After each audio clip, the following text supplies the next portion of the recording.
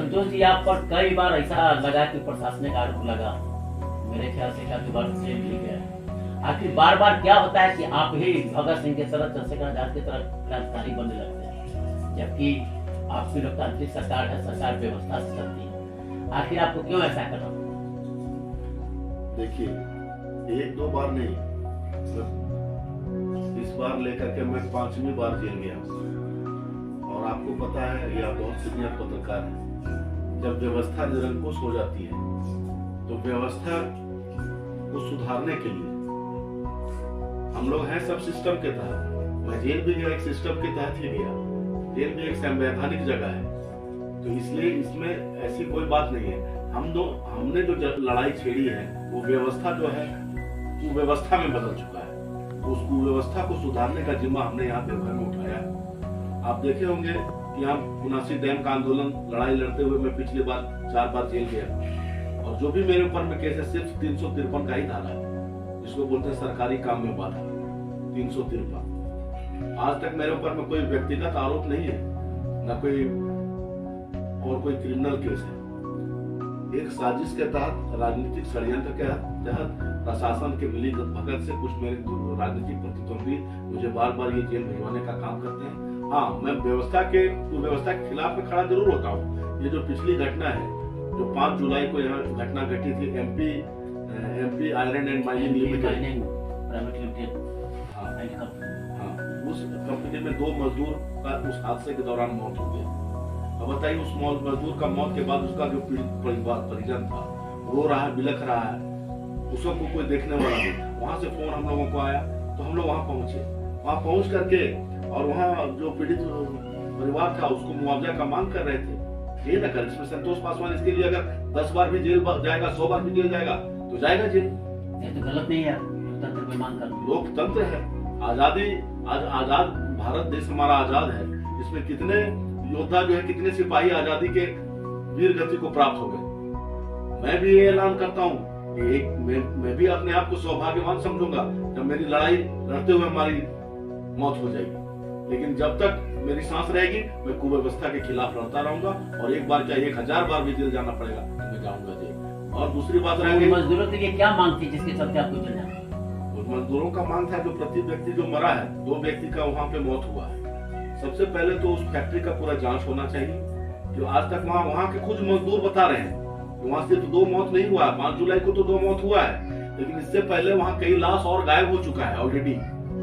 मैं चाहता हूँ एक माननीय उच्च न्यायालय की निगरानी में एक उच्च समिति का निर्माण करके, गठन करके, और पूरा इंक्वायरी कराया जाए कि ये जो एमपी माइनिंग फैक्ट्री है, ये इस फैक्ट्री में पिछले 3 साल में जो किस स्तर पर यहाँ पर मजदूर काम कर रहे हैं, जो भारत सरकार का और जो झारखंड सरकार का जो लेबर का कानून है उस मुताबिक यहाँ लेबर को मानदेय और वेतन और ये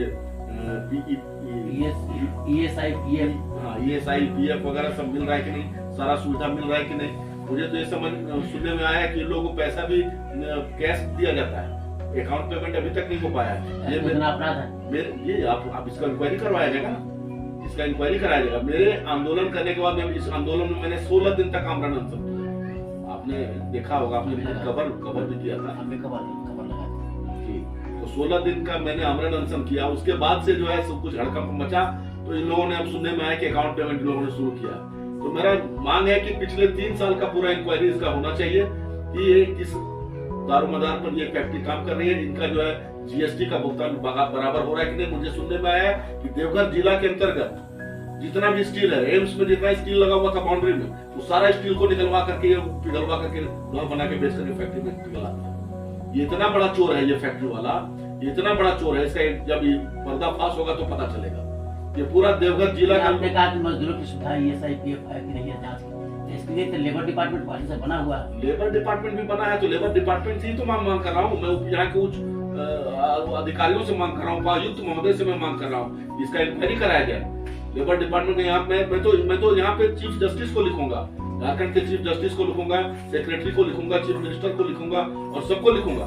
जरूरत पड़ेगा तो हाई कोर्ट भी जाइएगा, हाई कोर्ट भी जाना पड़ेगा तो जाऊंगा, और सुप्रीम कोर्ट भी जाना पड़ेगा तो जाऊंगा। लेकिन उन जो 2 मजदूर है जिनको अभी तक मुआवजा, वो भी अभी तक दर बदर का ठोकर खा रहा है, अभी तक किसी को लॉलीपॉप मिला है, 1-2 लाख 1.5 लाख करके दे दिया और चेक दे दिया, और कुछ जो है राजनीतिक रोटी सेकने वाले दिखा रहे हैं कि बहुत बड़ा मैंने काम कर दिया,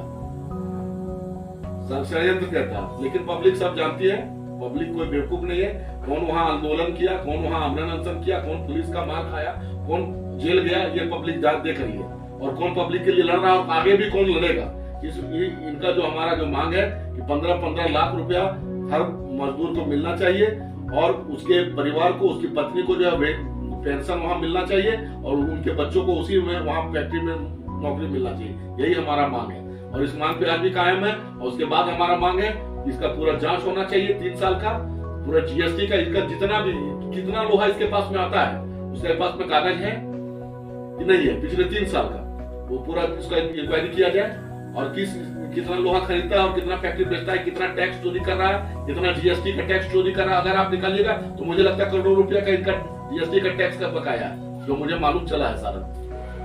तो ये बहुत बड़ा चोर है। इसमें जब तक मैं इस फैक्ट्री में ताला नहीं लगवाऊंगा मैं चैन से नहीं बैठने वाला हूँ, और जब तक मुआवजा नहीं मिलेगा मैं चैन से नहीं बैठने वाला हूँ। इस मुद्दा को लेकर आप जनहित में हाईकोर्ट जनहित में मैं हाईकोर्ट में जाने वाला हूँ। ठीक है, तो आपने सुना कि इन्होंने मजदूरों को उचित मुआवजा जो 15-15 लाख उनके परिवार को सर्विस, पेंशन आदि की मांग को लेकर उन्होंने स्पष्ट कहा कि अगर जल्द ही कार्रवाई नहीं होता है तो जनहित के तहत जांच। तो इन मुद्दों को लेकर वे जनहित मामले में हाईकोर्ट में अपील दायर करेंगे, हाईकोर्ट से मांग करेंगे, न्याय की मांग करेंगे। और इनका यह स्पष्ट कहना है कि इनको पर जो बार बार केस किया जाता है उनमें कोई आपराधिक मामला नहीं, सिर्फ सरकारी काम में बाधा जो पुलिस अगर किसी के खिलाफ करना चाहती है तो कोई धारा मिले न मिले 353 में उस पर मामला दर्ज करके जेल भेज देती है। चूंकि 353 वैसे तो सब धारा ही अंग्रेजों के टाइम का बना हुआ, वो भी अंग्रेज का बना हुआ 1860 का वो धारा है, और उसका मिसयूज होती है। इनका भी कहना है कि इस मामले में मिसयूज हुआ। खैर न्यायालय अपना न्याय दी, उस समय लगेगा कि हाँ सही क्या है गलत क्या है। तब तक मैं न्यूज मकरान झारखंड 001 गोपाल शर्मा, नमस्कार, धन्यवाद।